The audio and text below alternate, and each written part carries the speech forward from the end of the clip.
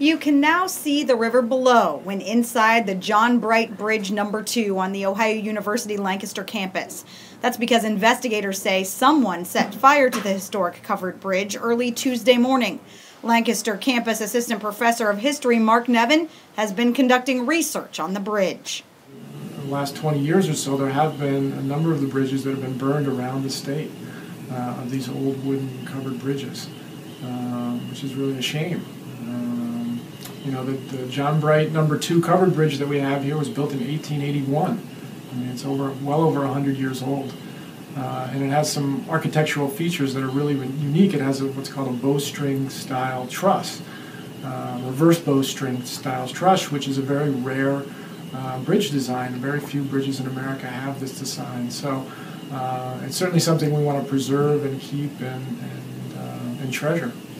The bridge moved to the Lancaster campus for preservation in 1988. A second bridge was moved to OUL a few years later. The bridges had really were no longer really useful. They've simply been here too long, and the vehicles that were crossing them were too large and too heavy, and they could no longer really support the modern traffic.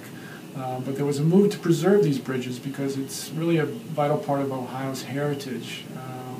Ohio and even Fairfield County was really a leader in covered bridges in the 19th century.